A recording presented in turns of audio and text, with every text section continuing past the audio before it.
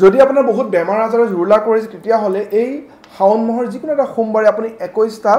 ক'লা জালুক ল'ব লাগিব সেই জালুকটো শিৱলিংগত দি গাখীৰ পানী ঢালি পেলাই তাতে যদি শিৱৰ ওচৰত আপোনাৰ নিজৰ প্ৰব্লেমৰ কথা কয় অৰ্থাৎ বেমাৰ আজাৰৰ কথা কয় তেতিয়াহ'লে আপোনাৰ সেই বেমাৰ আজাৰ লাহে লাহে মুক্তি লাভ কৰে লগতে যদি আপোনাৰ বহুত ধৰণৰ সমস্যা হৈছে বিশেষকৈ ফাইনেন্সিয়েল লছেছ হৈ আছে তেতিয়াহ'লে আপুনি পায়স ঘৰতে বনাই পেলাই শিৱলিংগত আপুনি যদি পায়সেৰে অভিষেক কৰে তেতিয়া আপোনাৰ এই যিবিলাক সমস্যা থাকে সেই ধনৰ সমস্যা থাকে সেইবিলাক দূৰ হয় লগতে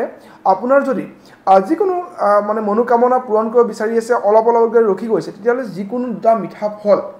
মনত ৰাখিব যিকোনো এটা মিঠা ফল আপুনি শিৱলিংগত দি তাৰে এটা ঘৰলৈ আনি নিজে যদি খায় আৰু এটা শিৱলিংগত থৈ আহিব লাগিব তেতিয়াহ'লেও আপুনি সেই মনোকামনা বৃদ্ধি হোৱাত সহায় হয় লগতে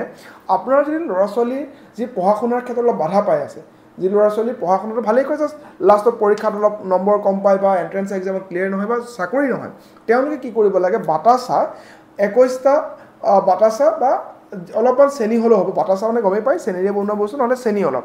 আপুনি শিৱলিংগত দি সেই বাকীখিনি ঘৰলৈ লৈ আনি আপুনি ৰাতিপুৱাৰ সময়ত যেতিয়া চাহ খায় সেই চাহ খোৱা চাহৰ লগত আপুনি যদি খোৱা আৰম্ভ কৰে তেতিয়া আপোনাৰ যিটো মেমৰি পাৱাৰ সেইটো বৃদ্ধি হয় বুলি কোৱা হয় লগতে যদি ৰিলেশ্যনশ্বিপতো প্ৰব্লেম থাকে এই উপায়টো কৰিলে ঘৰৰ ৰিলেশ্যনশ্বিপ ভাল হোৱাত সহায় হয়